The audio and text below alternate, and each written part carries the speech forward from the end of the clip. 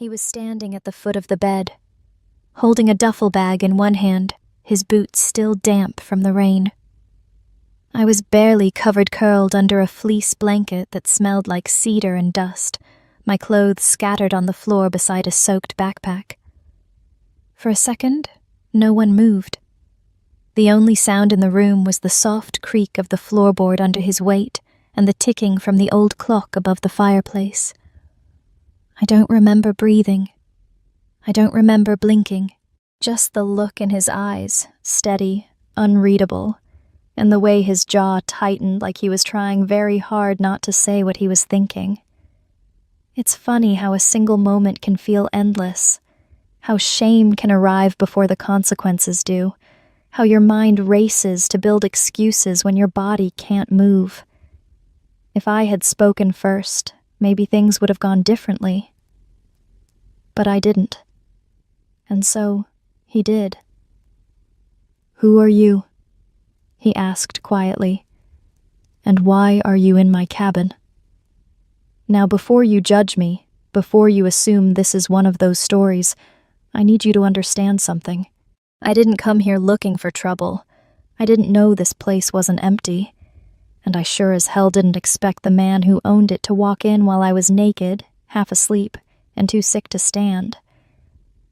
But since we're here, I might as well start from the beginning. Let me tell you what really happened the week I disappeared. The week that changed everything. My name's Claire Mercer. I'm 27, still renting a one-bedroom apartment above a laundromat in a town so small the gas station closes at 8. I work tech support for WLKD Public Radio, the kind of place held together by duct tape, burnt coffee, and one aging signal tower that groans every time the wind shifts. It's not glamorous, but it pays enough to keep the lights on and the fridge stocked with frozen meals. They hired me because I knew how to wire field transmitters and didn't mind long drives in bad weather. That, and I didn't ask for much. Most days I fix static in local broadcasts, replace fried cables, or reboot computers that haven't been touched since 2003. But once in a while, they send me out on site to troubleshoot our backup repeaters planted in the middle of nowhere. Which brings me to that Friday. Forecast said sleet. My boss, Carl, said it'd pass. "Just a quick drop-off," he promised. "Bring the backup antenna to the ridge cabin. Leave it inside. You'll be back by nightfall." I should have known better. The ridge cabin was an old property once owned by a silent investor who funded half the station's expansion. Carl said no one had used it in years. Said it belonged to some retired guy with too much land and not enough time. So I packed the gear, filled the tank, and started the drive 2 hours up icy roads, through thinning trees and fog that never quite cleared. I didn't plan to stay. But the weather had other ideas. By the time I reached the cabin, snow had started to fall sideways. I couldn't get a signal. Couldn't see the road behind me. Couldn't even feel my fingers by the time I carried the crate to the porch. The keys were taped under the window. The lock clicked open easy. And just like that, I stepped inside a place I didn't belong, with no idea that I'd already crossed a line I couldn't undo. The tires crunched over packed snow as I pulled up the last half-mile of the road, if you could even call it that. More like 2 faded ruts winding through pine and rock, half hidden under white. I had to kill the engine just to hear if the wind had changed. It hadn't, still howling like it had a grudge. The cabin sat tucked behind a split-rail fence, buried halfway up the walls in drifts. No footprints, no tire tracks, no sign anyone had been there for a long time. When I opened the door, the air inside was colder than outside. It hit like a wall. No heat, no light except for the weak spill from my flashlight. Dust floated in the beam like ash, but it was dry. And in that moment, that was enough. I set the crate down in the front room, wiped snow off my jacket, and told myself I'd be back on the road in 20 minutes. That was before I saw the storm roll in. It came fast, like it had been waiting. By the time I looked out the window again, everything beyond the trees had vanished in white. I tried to radio back to town, but the signal was pure static. I checked my phone. No bars. I stood there for a long time, just staring at the wall, doing math in my head. Distance to town. Fuel. Temperature drop. Risk of sliding off a cliff in the dark. I'd spent enough winters in Montana to know when to stop pretending. I wasn't getting back that night. The fireplace looked like it hadn't been used in years, but the woodpile outside was dry and split. Someone had stocked it before winter, whoever that retired guy was. So I built a fire, hung my coat near it, stripped off the damp layers and laid them out to dry. Then I stood in front of the flames, half naked and steaming, trying to ignore the way my legs shook, not just from cold, but something else. Something I couldn't name yet. By the time the fire crackled steady, I was too tired to think, too alone to feel anything but numb. I found a blanket on the couch, thick and coarse, like it had belonged to someone who valued warmth over style. I wrapped it around myself and climbed into the loft. I told myself it was just for a few hours. I had no idea who the cabin really belonged to, or what would happen when he came back. The fire took longer than I expected. The logs were dry but stubborn, and my hands shook as I struck the matches, one after another, until the paper caught. Smoke curled up the chimney, thin at first, then thicker, warmer. I sat back on the rug, knees hugged to my chest, watching the flame build from a flicker to something alive. It was the first time I'd felt heat in hours. My clothes were soaked through, jeans stiff with melted snow, sleeves clinging to my skin. Every movement felt like peeling off armor. By the time I stripped down to just skin, my body stung from the temperature shift. I stood close to the fire, trying to dry out. Not just the fabric, but the ache underneath. The fatigue that had settled somewhere deeper than muscle. It wasn't just the drive.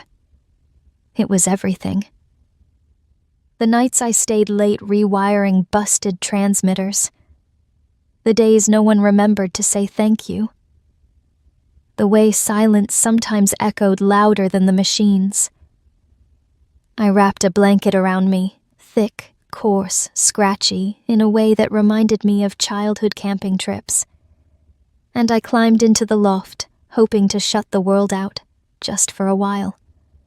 The mattress was firm, but clean. The kind of clean that comes from not being used. No sheets, just another blanket folded at the foot. I curled into myself, hair still damp, the firelight flickering up the wooden walls like ghosts too tired to haunt. My eyes stung from the heat. Or maybe just from the quiet. It's strange how fast sleep finds you when you're not trying. 1 minute, I was blinking slowly, listening to the logs crack. The next, I was gone. I didn't hear the wind shift, didn't hear the engine outside, didn't hear the key turn in the lock, or the sound of boots stepping into the room I thought was mine, just for one night. I didn't know I'd be woken not by morning light, but by the voice of a stranger. And not just any stranger. The man who owned the cabin. And everything I had just taken for granted. The first thing I felt was the heat. Not the soft warmth of the fire, but that sharp, instinctive kind. The kind that tells you something's wrong before your eyes even open. I blinked. Light leaked through the gaps in the wooden slats above the loft. The room was quiet. Too quiet. And cold, despite the fire still glowing in the hearth. Then I felt it. Someone was there. I turned my head just slightly, enough to see the shape at the bottom of the ladder. A man. Tall. Still. Not moving. One boot still damp with snow. the other planted like he hadn't decided whether to leave or stay. His face wasn't angry, just unreadable, like he was trying to make sense of what he saw, and what he saw was me, wrapped in his blanket, lying in his bed, bare shoulders visible, my arm clutching the fabric tight against my chest. Everything inside me went rigid. My throat dried up before I could speak. He didn't say anything at first, just kept staring. Then, calmly, almost too calmly, he asked, "Who are you?" I tried to sit up, but my muscles felt like they'd turned to water. The blanket shifted. I pulled it tighter. "My name's Claire," I said, voice barely a whisper. "I work for WLKD. There was a storm. I thought this place was empty. I'm sorry. I didn't mean—" I stopped, because I didn't even know what I was trying to say. His eyes moved across the room, took in the drying clothes, the backpack, the fire. Then he said, with zero emotion, "You need to get dressed." I nodded, already scrambling, blanket wrapped like a shield. My face burned hotter than the fire. He turned around before I moved. I don't know if it was out of respect or discomfort. But in that moment, the silence between us was louder than anything either of us could have said. I didn't sleep much after that. I lay in the loft, wrapped tight in that rough old blanket, listening to the floor creak below. He moved around like someone who knew every board, every draft in the wall, every loose nail in the staircase. Not once did he raise his voice. Not once did he come back up. At some point, I must have drifted off again, because the next thing I remember was the smell of coffee. I came down slow, dressed in yesterday's half-dry clothes. My shirt was wrinkled and stiff in the arms, my jeans cold at the waistband. He was already at the table. A black mug sat in front of him. Steam rose from it, curling toward the ceiling. He didn't look up when I entered, just nodded slightly like I was expected, but not exactly welcome. On the counter was a folded flannel shirt. He said nothing, just motioned to it with 2 fingers. I picked it up. It was worn, soft, probably older than me, smelled faintly of pine and wood smoke. "Thanks," I murmured. Still no answer. He poured a second mug and slid it across the table without asking how I took it. I sat down across from him. The table between us was thick, handmade, probably built before either of us were born. Every scratch had a story. But neither of us told one. He sipped his coffee. I sipped mine. The silence stretched, thick like fog. I wanted to explain myself again, to justify staying the night, to tell him I hadn't meant to invade his space, that I didn't even know his name. But something about the way he sat there, calm, observant, silent, made all of it feel useless. He wasn't looking for an apology. He wasn't even looking at me, not directly. He was looking through me, not with judgment, with calculation, like someone measuring distance, not intent. After a while, he stood up, took both mugs, rinsed them without a word. Then, finally, he said, "Road's still shut. You'll have to wait." I nodded, and that was that. Breakfast was over. But whatever had started between us, it wasn't. Not yet. The road's cleared by early afternoon. At least, that's what the county website said. I checked it 3 times before I dared to speak. "I'll head out," I told him, standing near the front door, my backpack already slung over one shoulder. He just gave a short nod, as if he'd expected it. No attempt to stop me. No polite goodbye. Just that same quiet stillness he'd carried since the moment we met. I stepped outside into brittle, cold air. The sun was out now, but weak, more for show than warmth.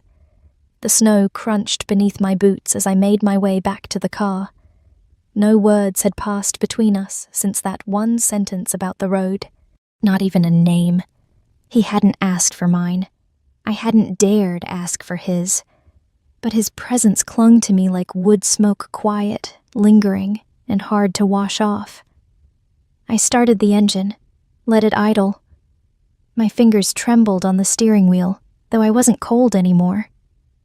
As the tires rolled back onto the main road, I glanced once in the rearview mirror. The cabin stood still behind the trees, half in shadow, half in sunlight. No movement at the windows, no figure at the door. Just silence. But my head was anything but quiet. Something about him stayed with me. Not his face exactly, or his words, but the weight of the moment we shared without meaning to. The way he hadn't flinched when he found me in his bed. The way he hadn't yelled, hadn't demanded, hadn't made assumptions. He'd just observed and let me leave. You'd think I'd feel relief. But what I felt was disoriented, like I'd walked into someone else's life for a night and come back with something I didn't know how to name. It took exactly 6 days for the ripple to reach me. I was back at the station, soldering a broken jack on one of our remote headsets, when Carl stuck his head into the tech room. "Claire," he said, too casually, "you didn't happen to make any friends on that ridge trip, did you?" I looked up. "Not unless trees count." He smirked, handed me a folded piece of paper. It was a donation receipt, $25,000, from a private trust. No name, just a memo line. To support rural broadcasting and the women who keep it alive. I froze. Carl was still watching me, his tone light but pointed. "You sure you didn't charm some lonely old donor while you were out there?" I laughed it off. "You're giving me too much credit." But inside, something twisted. Because I knew. I didn't have proof. No signature, no note. But I knew it had come from him. And that meant he hadn't forgotten. The whisper started that afternoon. By Tuesday, I'd heard it 3 different ways. She must have done more than fix cables out there. Guess it pays to spend the night in the right bed. Funny how the budget's been tight for months, and now suddenly she's our golden girl. I didn't respond, didn't explain, didn't give them anything to feed on. But the silence around me changed. Subtle shifts in hallway glances. Murmurs that stopped the moment I walked in. It didn't matter what I'd done or not done. It only mattered what they thought I might have. The money spoke louder than my truth ever could. You don't always notice the shift right away. It starts small, just a half-second delay in someone saying good morning, or the way a coworker no longer meets your eyes when passing in the hallway. But eventually, it grows teeth. By the end of that week, everything at the station felt a little colder. I wasn't imagining it. The way Megan from admin used to wave from her desk, now she just nodded, tight-lipped. The 3 guys from production, who used to joke around by the vending machine, suddenly got real quiet whenever I walked in. Carl didn't say anything directly, but I caught him watching me more, like he was trying to figure out what kind of deal I'd made, and with who.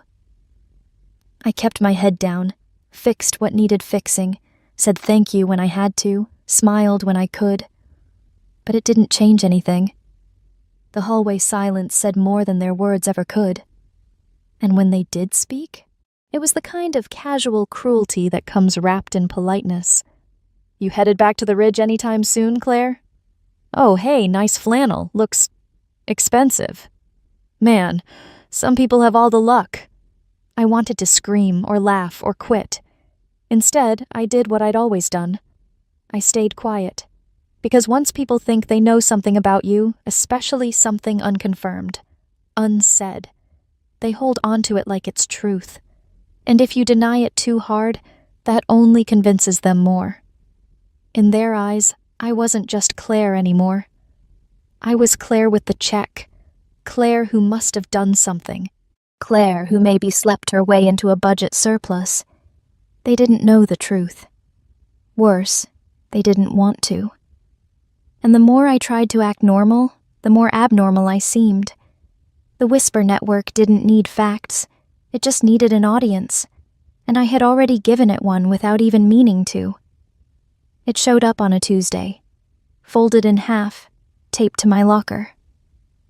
At first, I thought it was a maintenance request. Sometimes people left notes when equipment went down, but the handwriting was too neat, too deliberate. I opened it. Virginity lost, integrity too. No name, no signature, just 7 words, scrawled in black ink with surgical precision. I stared at it for a long time, long enough for someone to walk past, glance, and keep walking. No one said anything, but they didn't have to. I folded the paper and slipped it into my bag like it was something contagious. My fingers itched for hours afterward, like just touching it made it true. That night, I couldn't focus on anything. Dinner sat cold on the counter. My phone buzzed twice. I didn't answer. I sat on the edge of my bed, fully dressed, staring at the wall. It wasn't about the words.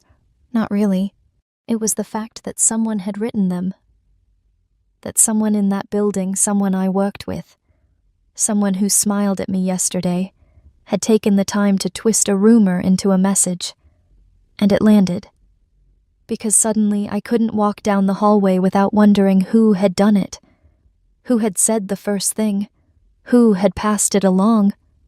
Who had watched me read that note and felt proud. Reputation is a fragile thing. It doesn't crack cleanly. It frays, slowly, quietly.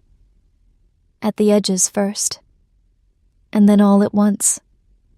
I used to feel invisible in that building. Now I felt exposed. Like every eye carried the same question. Like no matter what I did, what I hadn't done, I'd already been written into a story I didn't author. And it was being read without me. I wrote it on a Wednesday. Simple. 12-point font. No formatting. Just 1 paragraph and my name. I didn't include why. Not because I didn't have reasons. But because none of them would have mattered. Not to them. What was I supposed to write? I'm leaving because someone taped a personal attack to my locker and you all acted like it didn't happen. Because I'm tired of pretending that silence is the same as peace? No, I just wrote, effective immediately. I resign from my position at WLKD. Thank you for the opportunity. That was it. I printed it, folded it once, slipped it into Carl's mailbox on my way out. I didn't clear my desk. Didn't say goodbye. Didn't even look back. The hallway was too quiet, like everyone knew what I was doing, but no one dared meet my eyes. And honestly, I didn't want them to. There's a strange kind of dignity in walking away without a scene. It's not brave. It's not noble. It's just necessary. I got in my car, turned the key, sat there for a full minute, letting the engine hum beneath me. Then I drove. No plan. No idea where I'd land next. All I knew was I couldn't stay in a place where every good morning felt like a dare, where every closed door might have had my name behind it, where people decided who I was based on a night they weren't even there for. I didn't lose anything at that cabin, but I did lose something after. And by the time I handed in that resignation letter, I was no longer interested in defending what everyone else had already thrown away. I didn't tell anyone where I went. I rented a weekly room above a diner 2 towns over, the kind of place where nobody asks questions as long as you pay in cash. The walls were thin, the shower whined, the heater clicked like it was dying in its sleep, but at least no one knew my name. For a while, that was enough. I spent my days walking aimlessly, watching strangers live lives I wasn't part of. Parents juggling toddlers, teenagers in fast food uniforms, couples arguing in parking lots. None of them knew me. None of them cared. And I'd never realized how much I needed that, because the truth is, people don't judge you for what you do. They judge you for what they think you've done. That's the real weight. Not your choices, but their stories about your choices. Not your silence, but the spaces they fill it with. I hadn't slept with him, hadn't touched him, had barely spoken 10 full sentences in his direction, but the minute the donation showed up, the minute I was seen leaving that cabin, the verdict was already written. No defense, no appeal, no chance. Because if there's one thing people love more than facts, it's fantasy. Especially the kind where a woman's body becomes currency, where her worth is measured by proximity to a man with power, where mystery becomes guilt, and guilt becomes gospel. So I stopped trying to correct the narrative. Let them think what they wanted. Let them tell the version that made them feel clever. Let them feel like they knew something no one else did. I had nothing left to prove, except maybe to myself. And that was going to take more than disappearing. I started going by my middle name, June. No one questioned it. At Rusty's, names didn't matter, only if you showed up on time and poured without wasting liquor. Rusty was a man of few words. He hired me because I didn't talk much, and because I could handle Friday nights without crying in the walk-in fridge. The bar sat at the edge of a highway no one remembered building, halfway between two towns too small to matter. Locals came for cheap beer, truckers stopped for hot wings and silence. It was perfect. No office politics, no break room rumors, no donations taped to lockers. Just a sticky floor, 2 busted neon signs, and the same 10 songs looping on the jukebox. For the first time in months, I could breathe. I kept my hair tied back, wore plain clothes, didn't ask questions and didn't answer many either. My past stayed zipped inside an old duffel bag under my bed. People assumed what they wanted. Some thought I was a college dropout. Others guessed divorcee. One guy asked if I was on the run from the IRS. I let them guess. Because none of it mattered. Not here. I wasn't Claire from the radio station. Wasn't the girl who'd slept in someone else's cabin. Wasn't the subject of half-spoken accusations and whispered jokes. I was just the bartender who made a solid old-fashioned and never forgot your regular. There was a strange comfort in it, in being reduced to routine. I thought, maybe I could stay that way. Invisible by choice this time. Safe in the margins. And for a while, I did.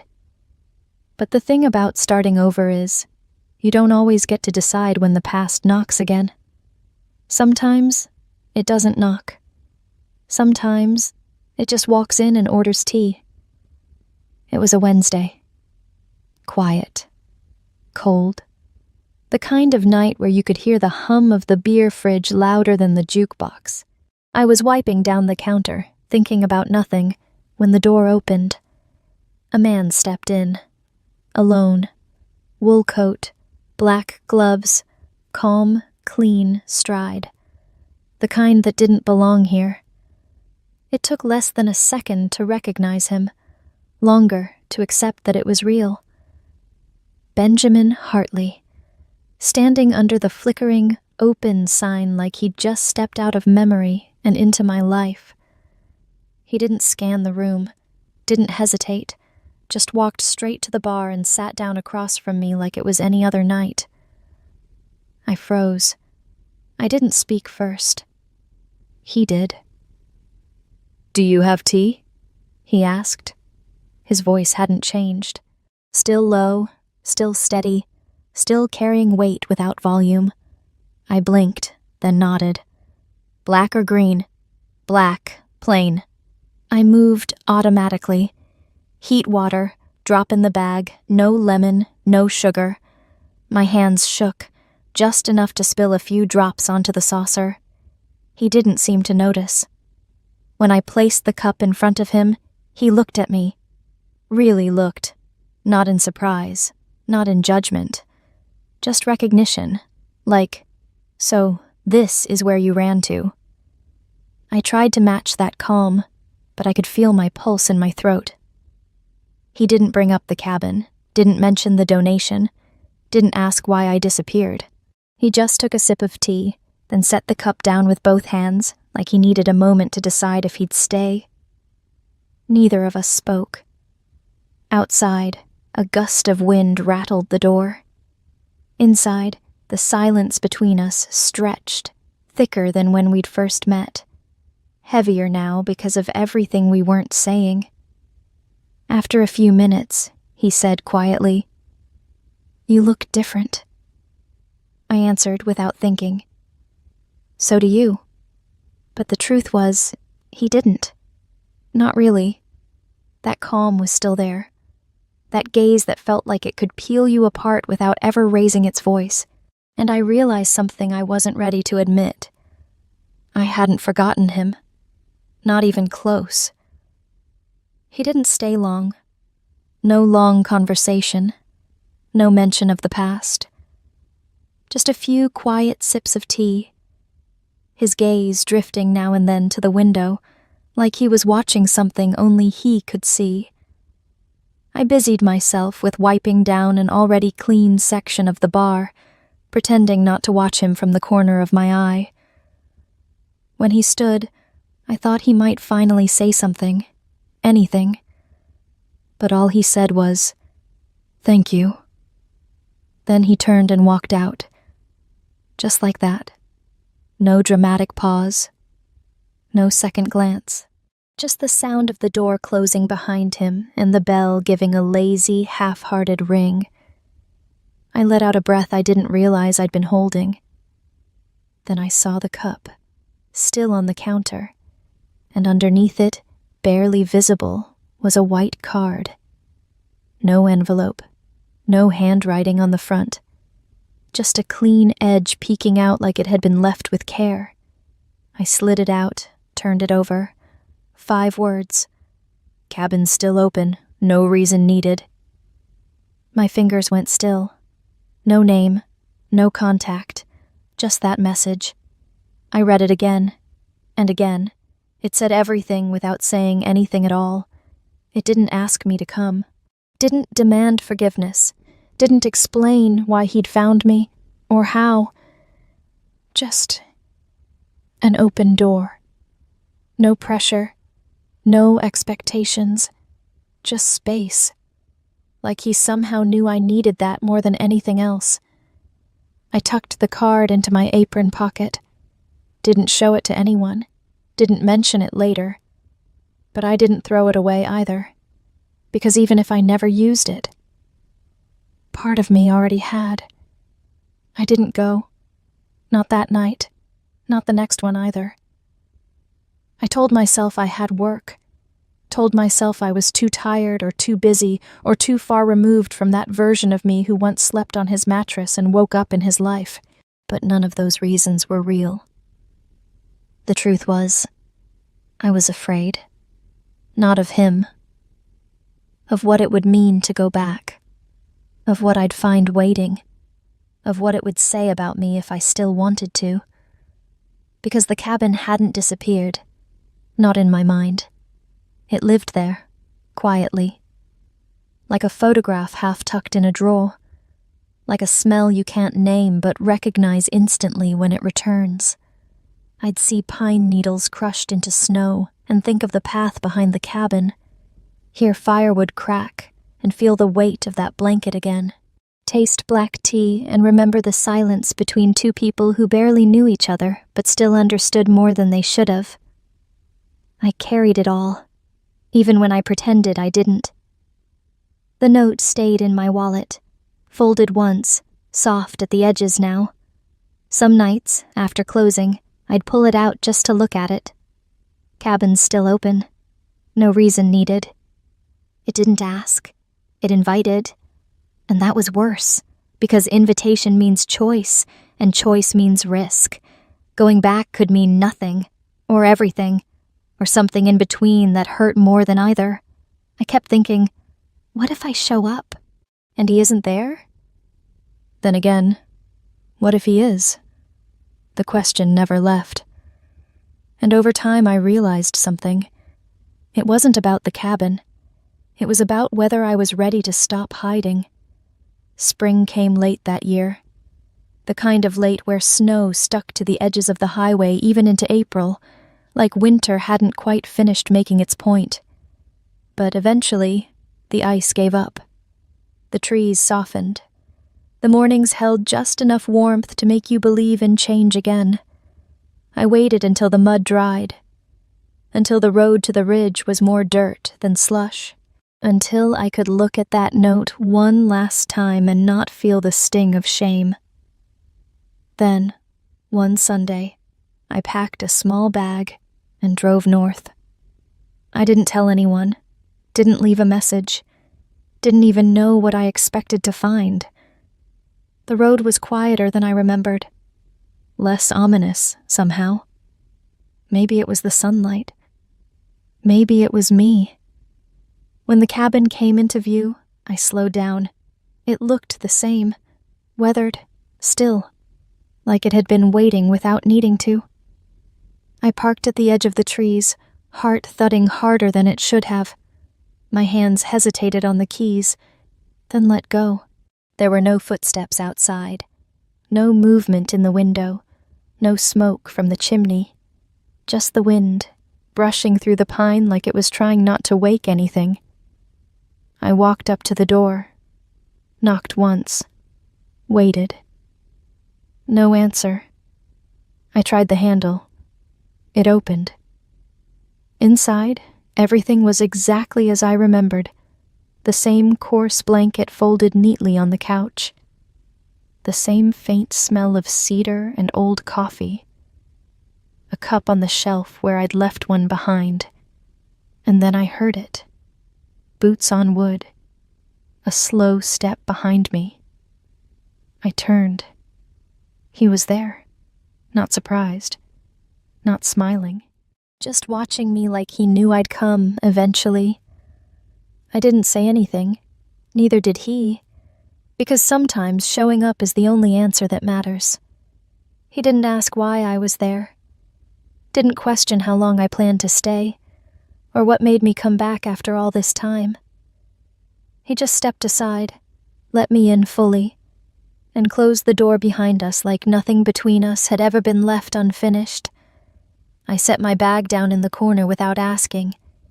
He didn't flinch. For a moment, we just stood there. Two people breathing the same air again, this time not by accident, but by choice. The silence wasn't awkward. It was known, familiar, like a song you used to hum without realizing. Benjamin walked to the small kitchen and poured 2 mugs of water from the kettle already heating on the stove. No words, no need for them.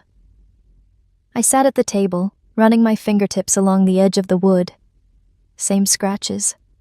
Same old knots in the grain.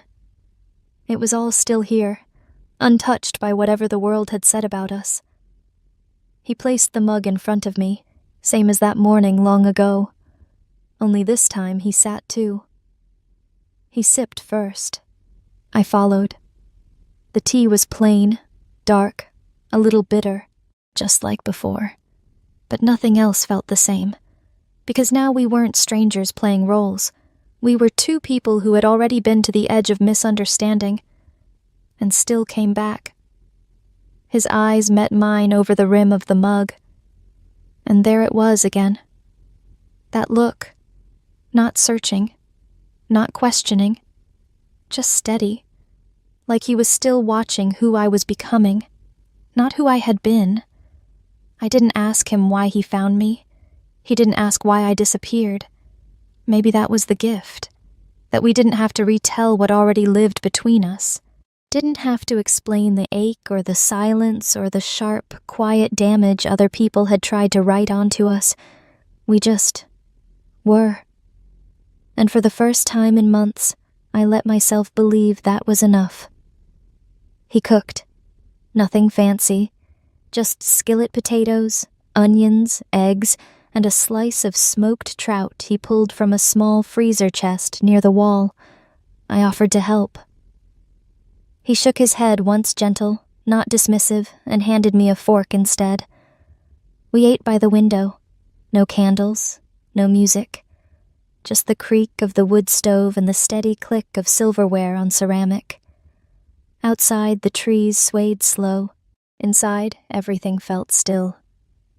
He didn't ask where I'd been, didn't mention the note he'd left under the teacup, didn't try to name what this was. And I didn't ask what he'd hoped for when he wrote those 5 words.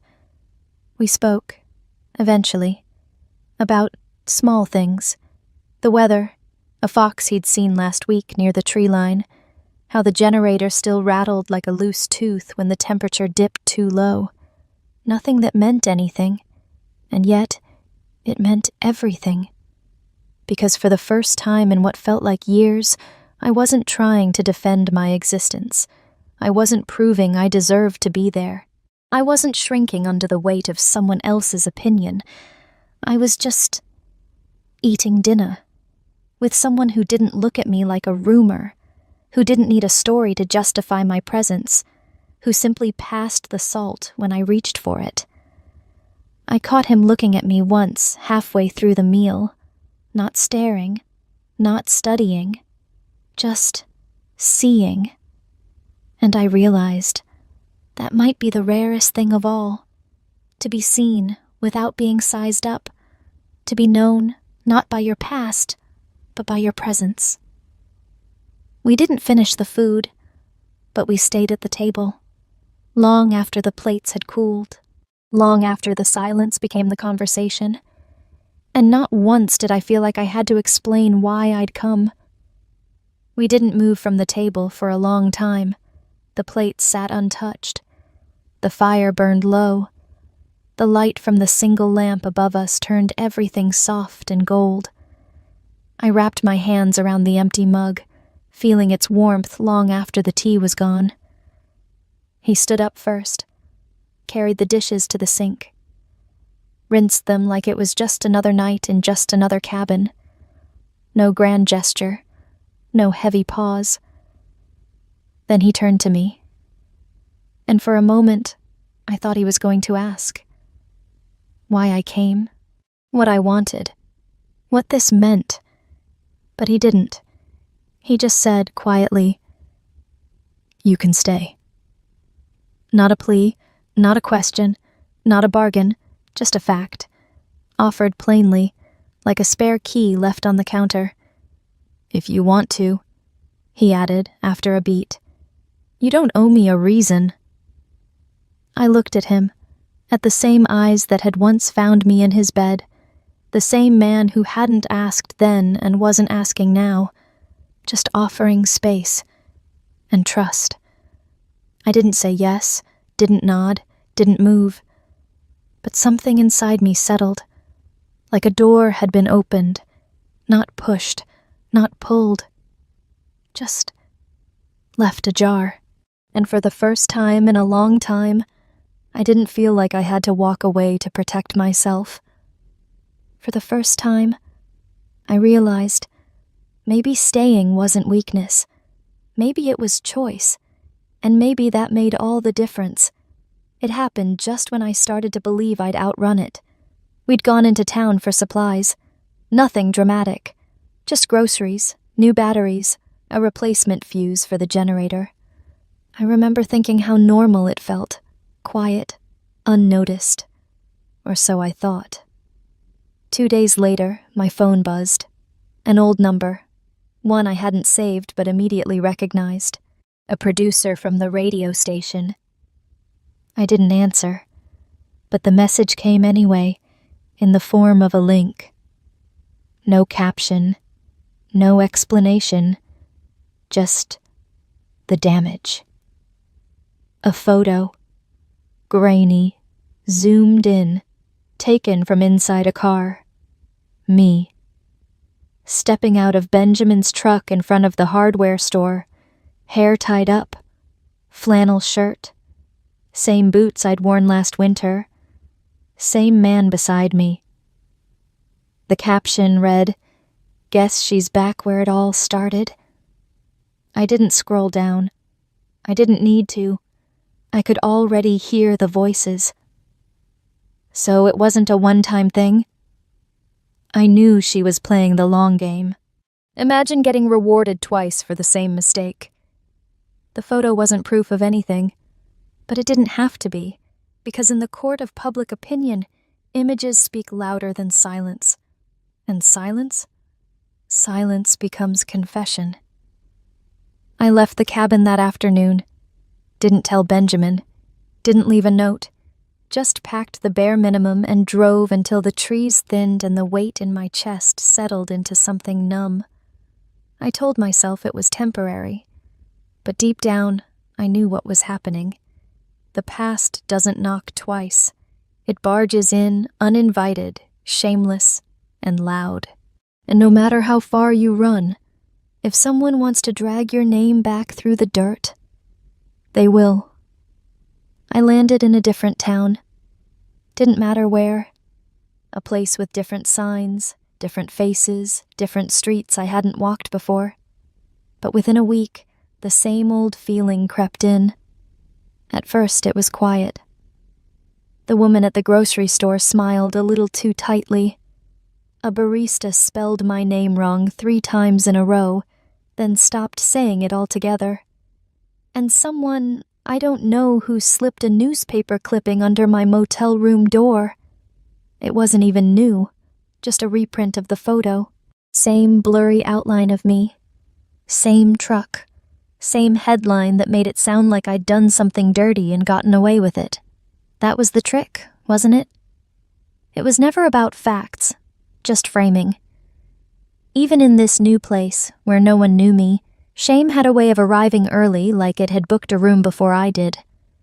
I'd walk down the street and feel eyes I couldn't prove. Hear snickers I might have imagined. But the heat on the back of my neck was always real. It didn't matter that they didn't know the truth. Because I did. And somehow that made it worse. I thought a change in geography might mean a change in story. But shame doesn't respect borders. It travels light. It only needs memory to survive. And mine was generous. I didn't check my phone anymore. Didn't open news sites. Didn't reach out to anyone. Not from the station. Not from the bar. Not even him. Because what could I say? I left again, not because of you, but because the world keeps dressing me in guilt I never agreed to wear. Somehow that sounded too tired, too old, too familiar. So I stayed quiet. New zip code, same silence, same shame. He found me again. This time, I wasn't surprised. I was sitting outside a cheap diner, paper cup of coffee in hand, when his truck pulled into the lot. Same model, same quiet engine, same man who never needed an invitation. He didn't say hello, just sat down across from me, rested something flat on the table, a printout of the photo. The same one. Familiar now, in the way a wound becomes part of your skin. He slid it toward me, careful, like it might still be fragile. Then he looked me in the eye and asked, calmly, "Do you want me to speak up?" No hint of pride, no sense of obligation. Just a question. Like everything else he ever gave me? Offered, not pushed. I looked at the photo, then at him, and I knew what he meant. He could go public, clear the story, tell the truth, or at least his version of it. He had the name, the silence people would listen to, the power to tilt the narrative in my favor. But I shook my head. No. He didn't ask why.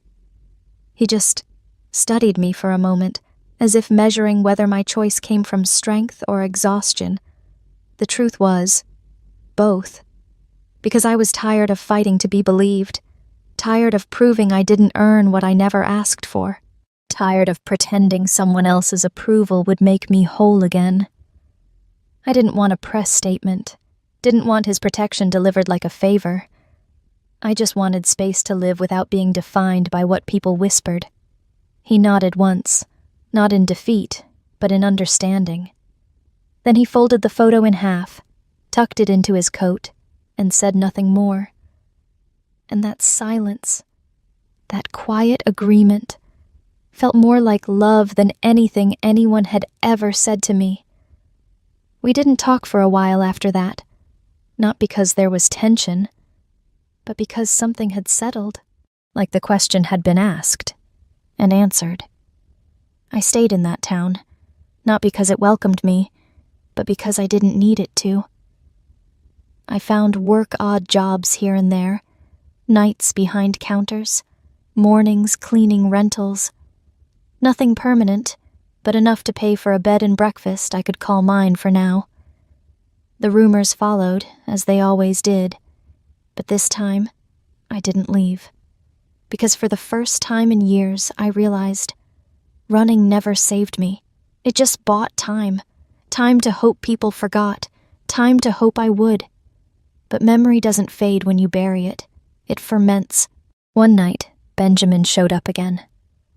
We walked by the river. The air was cold enough to see our breath. At one point, he asked gently, "Are you okay staying here?" And without thinking, I said, "I want to stay. On my own. Not because someone stood up for me. Not because someone shielded me. I just want to stay because I'm done running." He didn't press, didn't ask what staying looked like, didn't offer to build walls around me, just walked beside me in silence. And that was enough, because this time, the choice was mine. Not forced, not reactive, not desperate. Mine. I wasn't here to rewrite the past. I was here to outgrow it. And staying, really staying, was how that started. It came on a Thursday. He knocked on the side door of the cafe I'd been helping out at, didn't make a scene, just waited by the alley entrance until my shift ended. We walked a few blocks, no destination in mind. Then, as we passed a half-renovated library, he said, "I need someone to help manage some things." I raised an eyebrow. He clarified. "Local projects, infrastructure, small grants, land zoning, hiring volunteers. It's expanding. Too much for me to handle alone." I kept walking. He kept pace. "I don't want a secretary," he added. "I want someone who understands small systems and how fragile they are." I didn't answer right away, because it didn't feel like a favor. It felt like trust. He wasn't offering me rescue. He was offering me work. Real, steady, rooted work, where my voice mattered and my hands built something that stayed. It took me a full block to respond. "You're sure?" I asked. He nodded. "You already know how to survive broken things. That's exactly the kind of person I want fixing this place." The silence that followed wasn't heavy. It felt spacious, like a door opening to a room I didn't know I wanted to enter until now. And maybe that was the first time I understood. Healing doesn't always look like forgiveness. Sometimes it looks like function, like waking up with purpose, like being asked, not saved.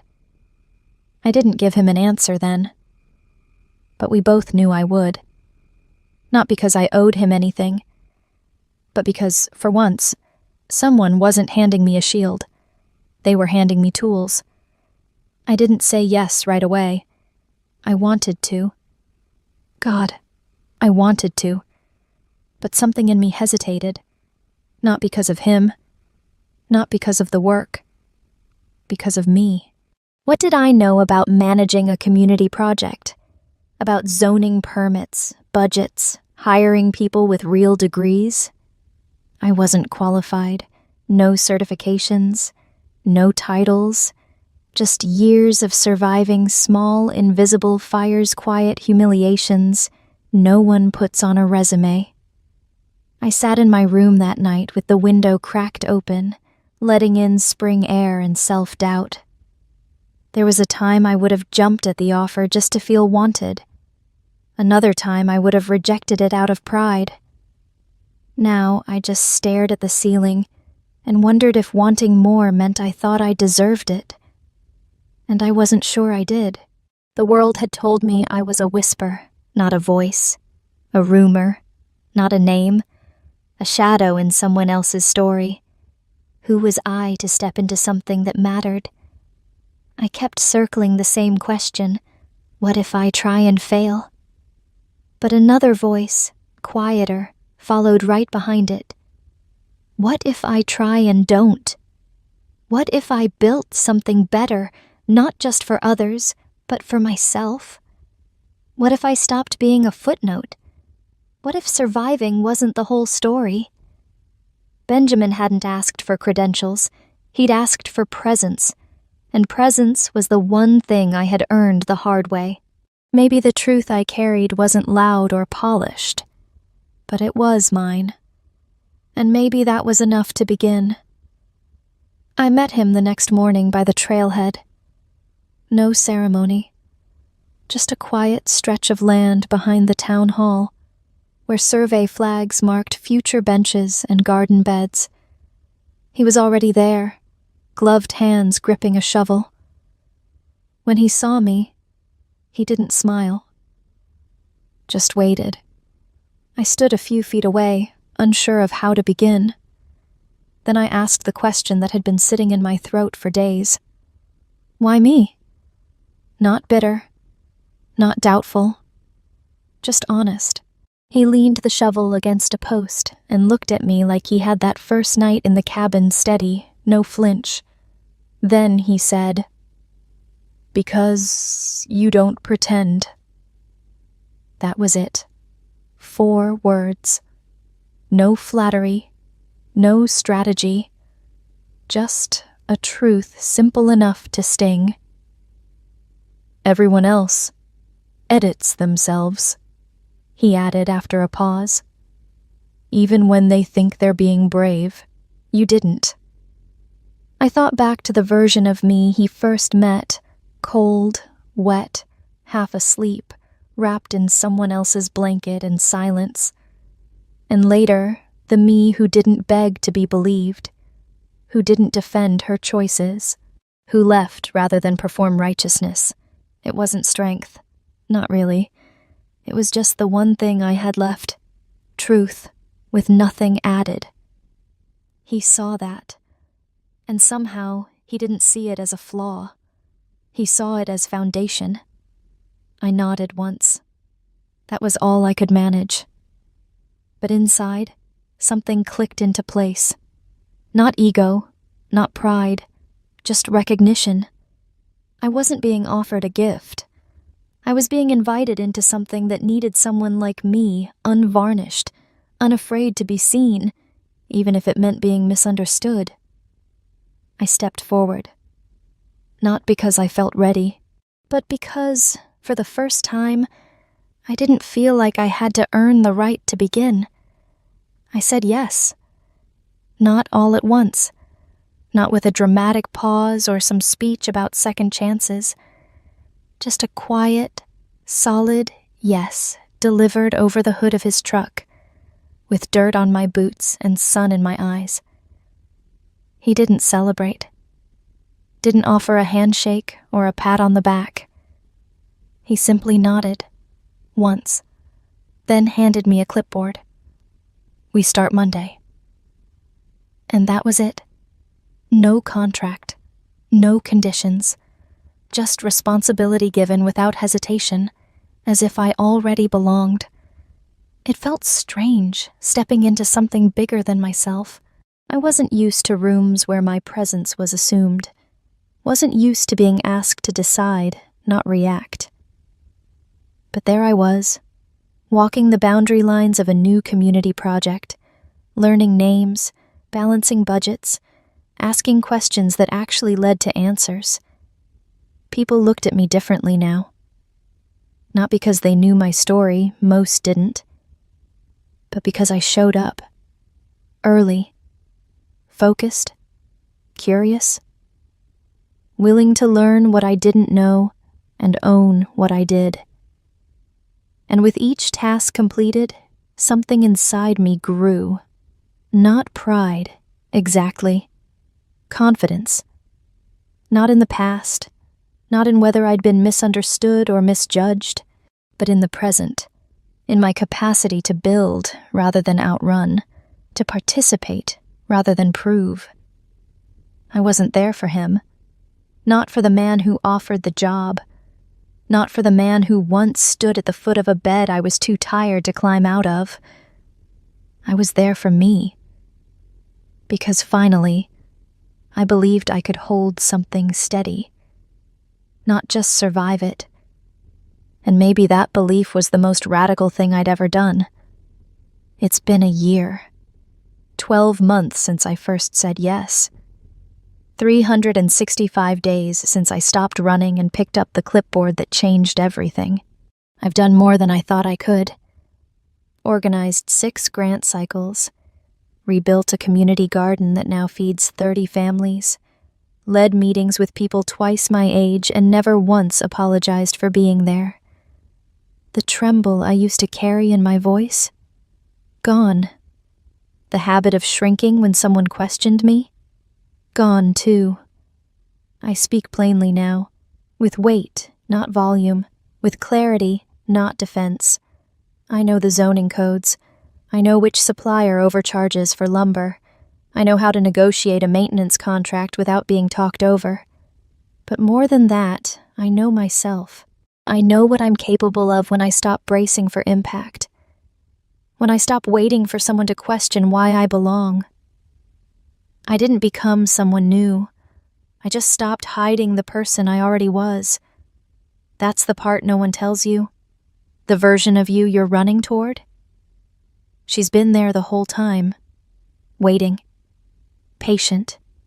Capable. I still think about that cabin sometimes. But it's not the fire or the silence or even the man who first saw me without asking anything. It's the version of me who got up the next day. Put her clothes back on. Walked into the snow. And kept going, even when she didn't know where. She didn't disappear. She just grew. Now, when I see her in the mirror, shoulders square, eyes steady, I don't feel shame. I feel recognition. The rumors are gone now, not because someone corrected them, not because the truth was finally published, but because they stopped mattering. People stopped whispering, stopped guessing. Not because they knew what really happened, but because they saw what I did next, and what I kept doing, week after week, month after month. I became the woman who stayed late to finish grant reports, the one who knew which kids needed coats before winter, the one who remembered birthdays and zoning laws in the same breath. I didn't explain myself. Didn't offer up the past like a cautionary tale. I just kept showing up. Quiet. Consistent. Real. And slowly, something shifted. The same eyes that once narrowed now nod. The same people who once tiptoed around me now seek my advice. It's not fame. It's not forgiveness. It's something smaller, steadier. It's respect. Not loud, not dramatic, just a kind of stillness when I enter a room. A knowing that I belong, that I earned this place not by shouting, not by defending, but by living in a way that made their stories irrelevant. Now, when people look at me, they don't see a headline. They see a person who stayed. And sometimes that's all it takes. You stay long enough, you build something solid enough, you become undeniable. I don't flinch anymore. Not at eyes, not at whispers, not even at memory. Stillness, I've learned, isn't something you find. It's something you earn. One truth at a time. We sat on the cabin porch again. Same view, same wind in the trees. But nothing about us was the same. I had come back, not running this time, not hiding, just visiting. He poured tea like he always did. Still didn't ask unnecessary questions. Still didn't fill silence just to fill it. We talked about work, the latest permit battle, the kids who painted murals on the new town library walls. Then, as the light shifted and the sun dipped lower, he said, "You don't owe me anything. You know that, right?" I looked at him, not startled, not confused, just waiting. He didn't smile, didn't look away. "But if there comes a day," he said, voice steady, "when you're not just surviving, not just building something for yourself, but ready to build with someone." He didn't finish the sentence. He didn't have to. No ring, no question, no deadline. Just space, offered freely. A future, not forced, not wrapped in expectation, just waiting if I wanted it. I sat with it, let it settle, not as pressure, but as permission. Because love, I'd learned, wasn't always fireworks or vows. Sometimes it was this: someone who never tried to fix you, only waited until you were ready to stand beside them on your own terms. I reached for the teacup, took a slow sip. Then I nodded. Not a yes, not a promise. Just, I heard you. And maybe, one day. For now, it was enough to know the door was open, and this time, I wouldn't be walking through it to escape anything, only to choose. There's this image that stays with me. It's not the photo that leaked, not the cabin on a snowy morning, not even Benjamin standing in the doorway, watching me sleep. It's something quieter, less dramatic, more honest. It's me, half undressed, exhausted, unfiltered, laid bare, not just in body, but in fear, in confusion, in silence. And being seen, really seen, not for beauty, not for tragedy, just for being human. At the time, I thought it was a kind of shame. The lowest point. The moment I lost control of the story. But now, I understand it differently. That was the beginning. Because that's when the pretending stopped. When the defenses cracked. When someone looked at me, not to judge, not to rescue, but simply to witness. And in being witnessed, I didn't disappear. I emerged. I didn't find clarity in speeches or explanations. I didn't reclaim my life by rewriting the headlines. I did it by choosing, again and again, to stay, to show up, to try, to let people look and not flinch. That's what healing became for me. Not erasing the moment I was most exposed, but learning to stand inside it without apology. That night in the cabin wasn't the end of something.